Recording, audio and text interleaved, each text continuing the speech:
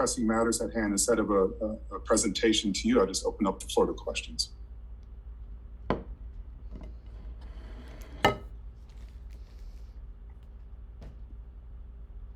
Okay, so senators, just a reminder on our procedure. We have members of the public present as well, so it's going to go senators first. Vice Chair Foster will time us to make sure that we're under our minute and a half there.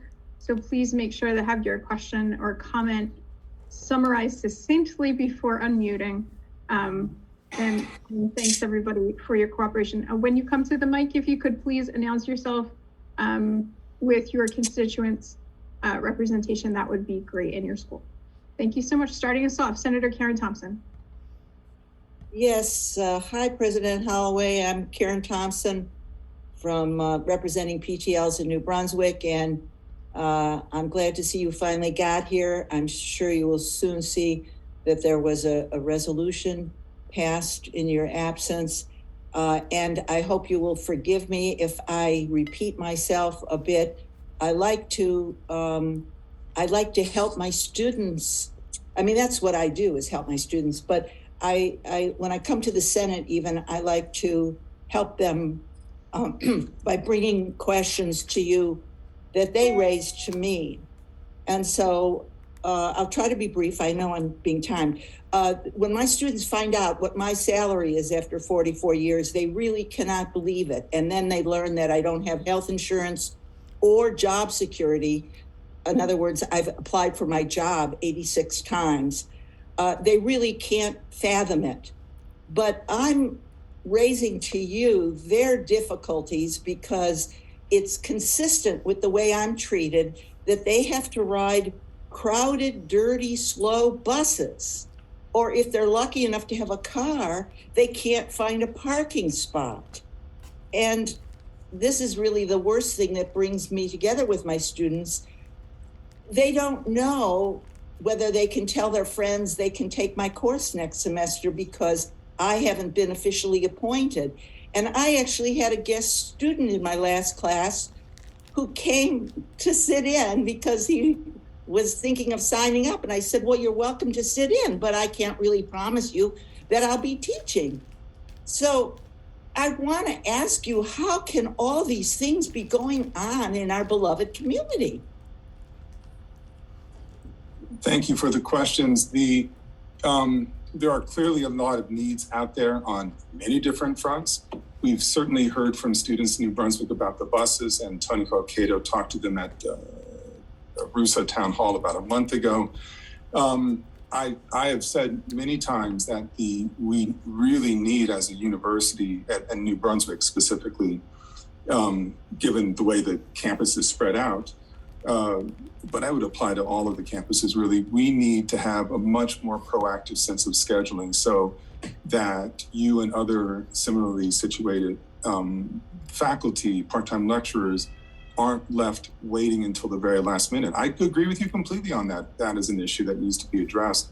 And I've agreed with you from the very beginning on that front. We've got to be clear about that. We owe it to one another. And I'm as frustrated as you are that this keeps happening. So I've talked to Prabhas Mogi, who oversees this element of the portfolio for me. And I know he's been talking with the provosts about ways to get information through the system more quickly so that PTLs can be hired with the appropriate months of heads up that would be reasonable under any system. So I take the point without argument and trying to find a way to get to a better resolution on that. Thank you so much, Senator. Moving on to Senator Michael Smart. Good afternoon, Senator Smart, faculty, School of Graduate Studies. I'd like to read just a 2-sentence letter that I've sent and ask for your comment. President Holloway, if my beloved community, the Rutgers Faculty Union, goes on strike, will you choose to respect our picket line? Will you follow in the footsteps of former President Edward J. Blaustein, as he did during the staff strike of 1987 and set up an office off campus during the strike? Thank you.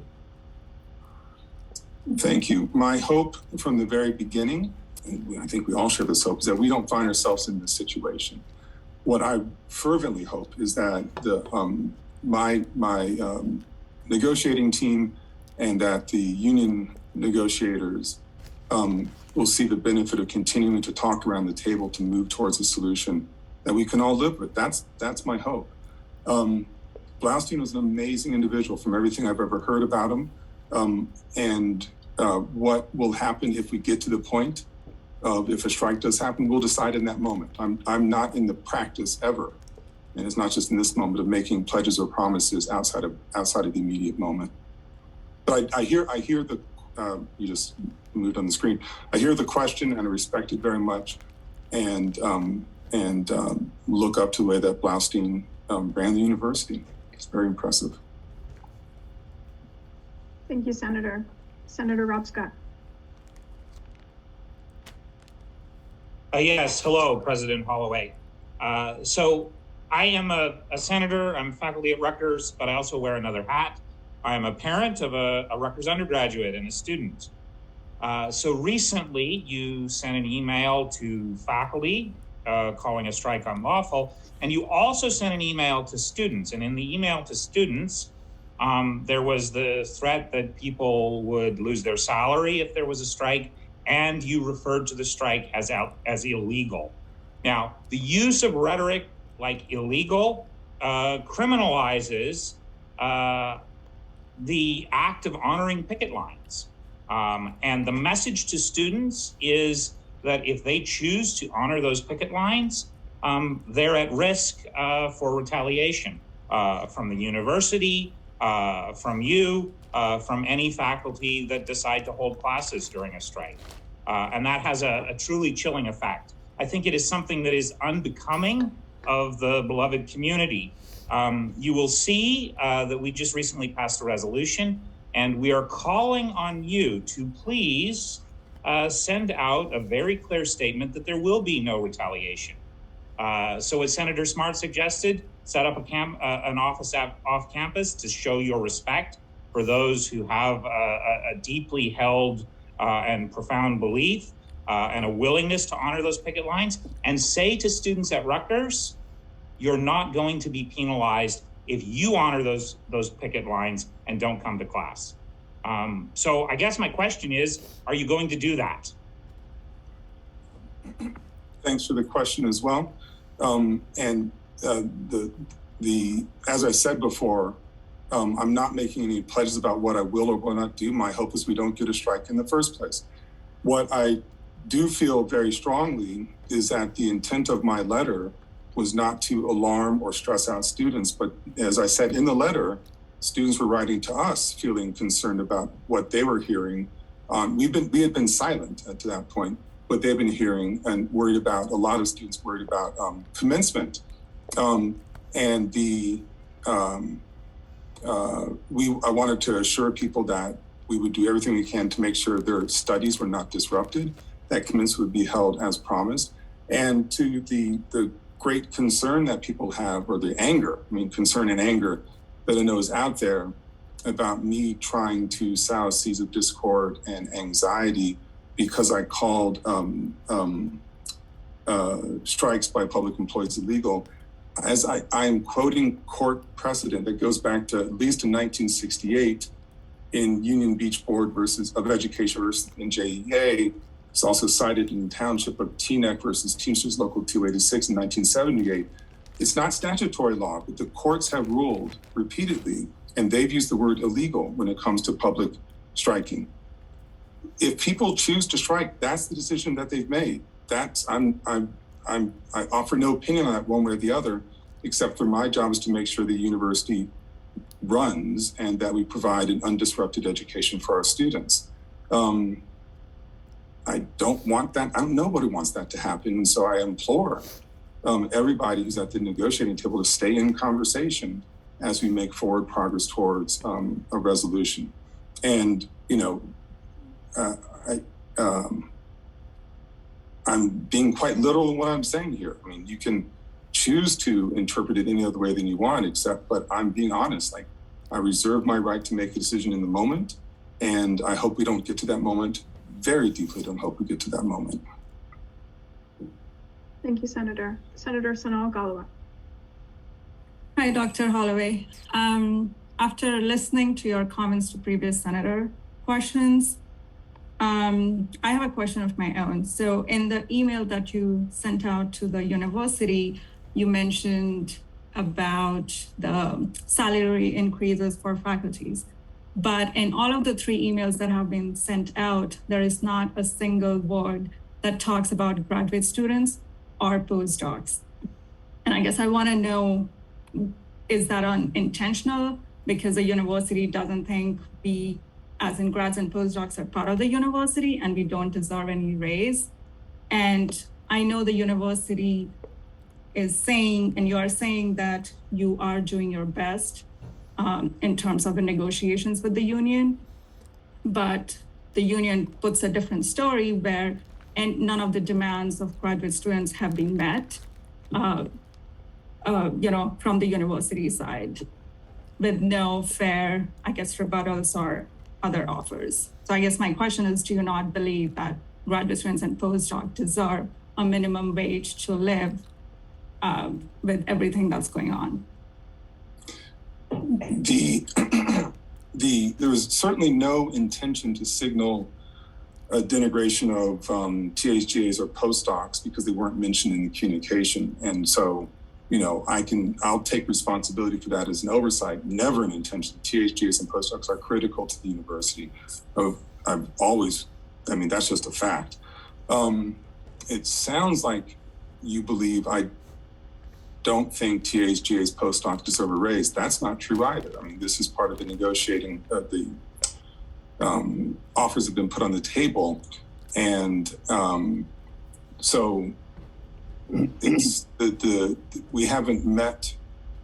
I'm forgetting your language here. I don't want to paraphrase you incorrectly, but the sense that we are refusing to offer increases is I don't want to get into the negotiation issues. That's not appropriate at this moment. But the fact is that's we haven't met your request. That's true. We're trying to put requests that we think are reasonable and fair, given all the various competing demands that we have at the university at this given moment. We can get into more details with the GATs, but that's been happening in terms of the comp levels at comparators, the number of hours worked per week. But I think that's best up to the negotiating table and those conversations. Thank you. Thank you, Senator. Senator Bob Boykus. Hello, President Holloway. So I like to take a historical approach, even though I'm not a historian, and you are. When I got here, the AUP was just starting to be a collective bargaining agent, and we bargained many, many contracts over the years. And of course, collective bargaining is an adversarial process. There's no question about that. And there have been a number of times when we reached impasse and called in a state mediator to work things out. But never in the past 50 years has things been as bad as they are now. And my question to you is, why do you think that's the case? Well, you've mentioned this before, Bob, about lament, my words, about the state of relationship between, in this case, at least the faculties and university management. I lament that too. It's no one wants to be the head of a community when it's this angry or potentially disruptive. That's a miserable feeling. I can theorize as to many different reasons why, but I think they're just theories. I think there are the context of profound societal dislocation, disruption related to COVID.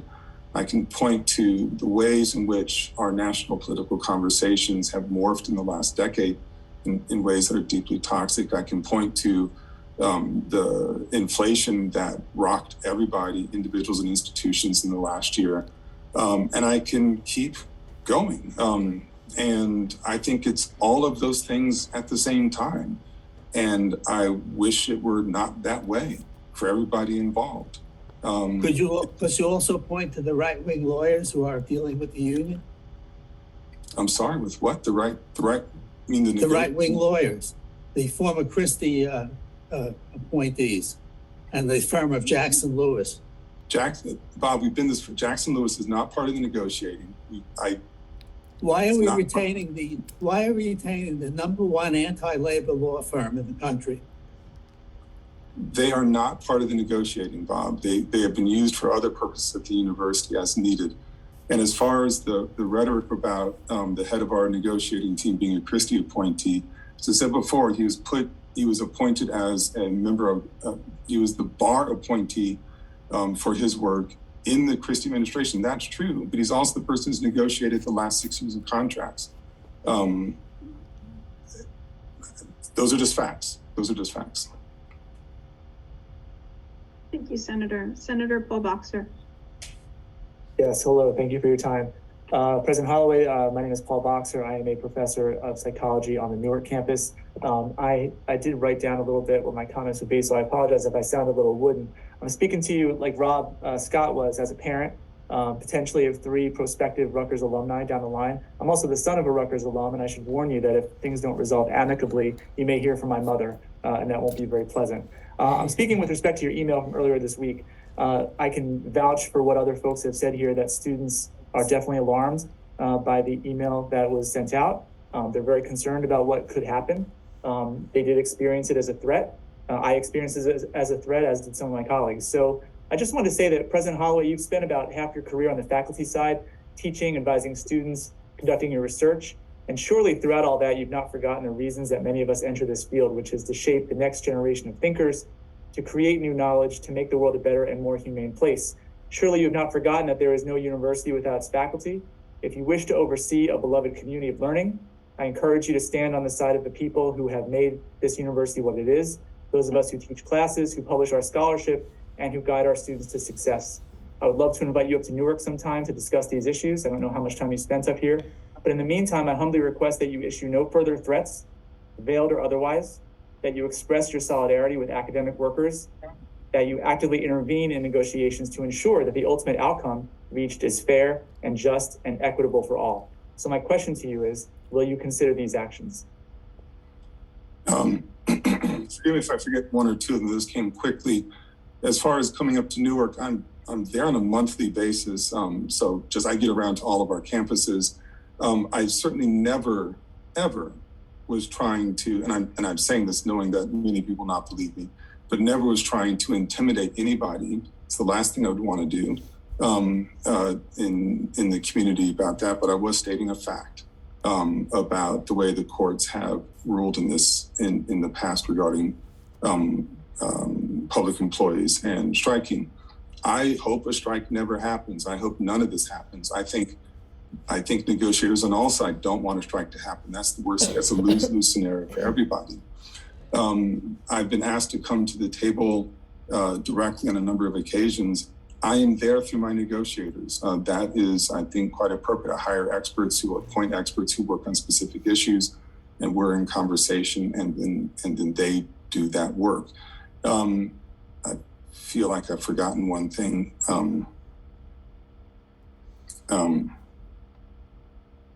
Indicating your solidarity with the academic workers.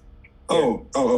I mean, I want the academic workers to do their work, and I want to make sure we arrive at a place where we, any president has to navigate all the aspirations that he or she might have, along with the very practical realities of how to manage a university institution successfully from many standpoints, one of which is financially.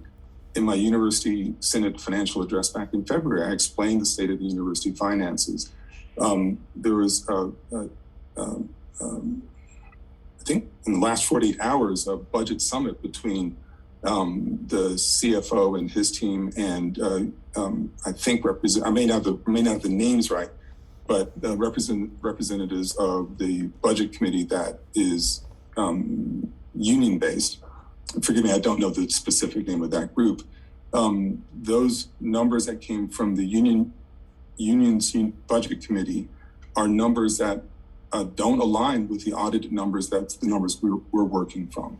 Now, I received a petition or resolution the other day from a department that was aligning their support for the faculty based on numbers that simply aren't correct. And so one of the things that I've been trying to do is to set the record straight of what the state of the university finances are, what the state of our commitment is to teaching, et cetera.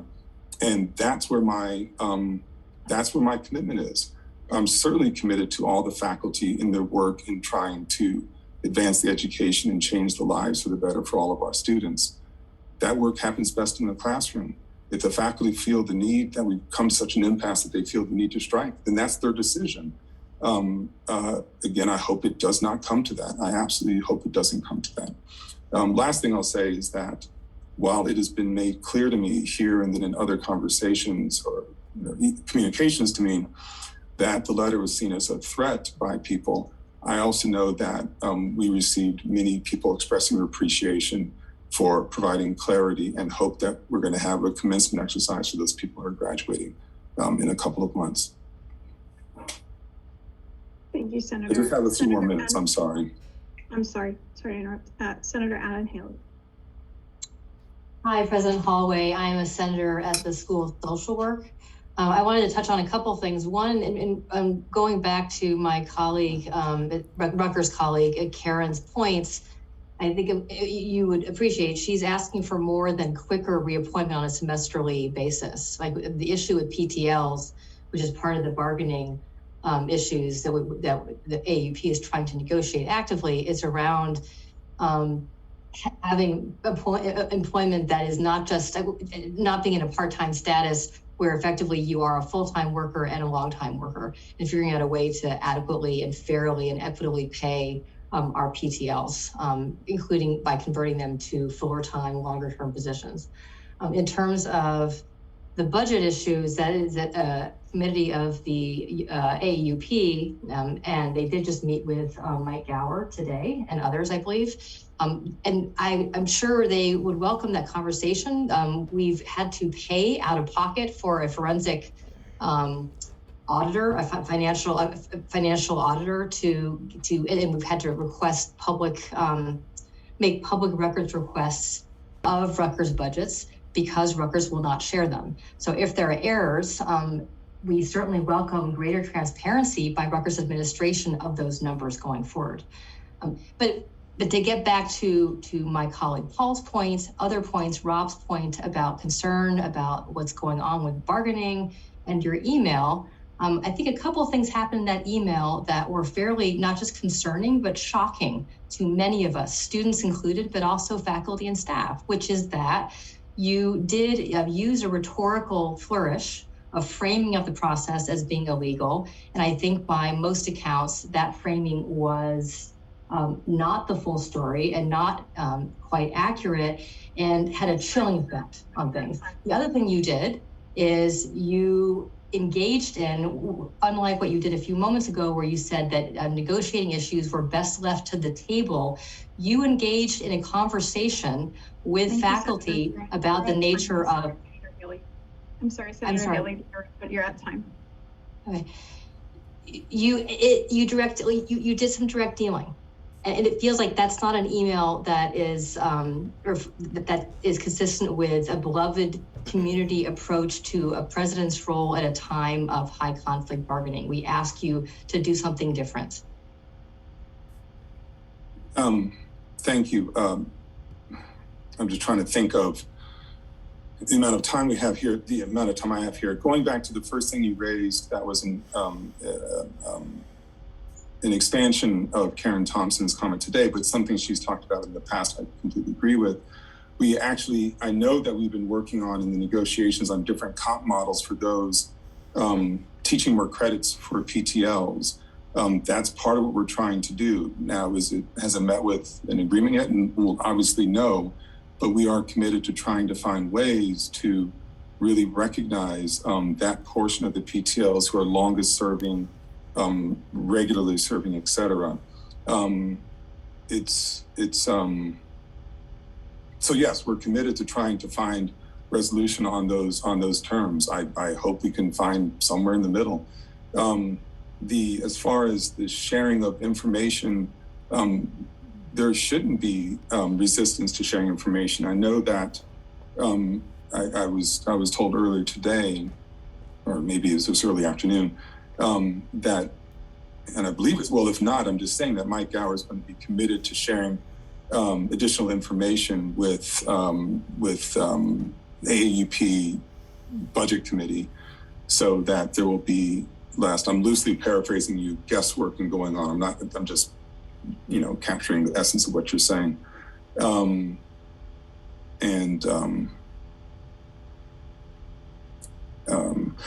then you were talking about, again, my communication to the university community. I mean, we clearly disagree about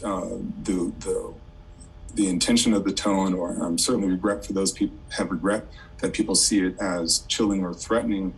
I was simply trying to state the facts of the matter, and I really do struggle, I confess, with the asymmetries in communication that are sort of classic structure of management and labor in these situations. I have to be very careful. Any president has to be very careful what he or she has to say, because it could be seen as tampering with the union's right to organize and conduct its business. And I've been very silent, trying to make sure to respect that as much as possible. At the same time, I've been concerned about what I consider to be misinformation coming out from the other side of the equation, and wanted to state some basic facts. And so that's the impetus behind the communication, and will continue to be, as it were, as it goes forward. Thank you, Senator. I'm really sort of out of time. If I can take one more question, maybe. It's a quick one. Thank you, Senator. Thank you. Hi, President Holloway. Senator Pierce, representing PTLs in New Brunswick. Just following from what you just said about the asymmetry in communication, I guess my only question is, would you allow the union then to use your bully pulpit, your president's email list that messages directly to all students, to issue an official response to what you have sent? I think that this would at least do something in trying to correct for this asymmetry of communication here. Go ahead. I didn't want to cut you off. Sorry. I think I've asked. Oh, okay. No, I'm not going to do that. I wouldn't give access to any list. I mean, there's actually rules of there's the distribution list language. I don't know what the heck it is. Processes about who can have access to these different lists. I meant to send on our behalf. Sorry, I didn't mean to actually send us the listserv. I meant to send an official response through your channels to the email that you previously sent. I think something like that would be wonderful if we can come to agreement on so many other issues. I mean, I'm really hoping that we can come to an agreement and have a joint announcement about, through hard work, how we've arrived at a place where we have signed contracts. That would be a fabulous moment. Thank you, Senator. President Holloway, I want to make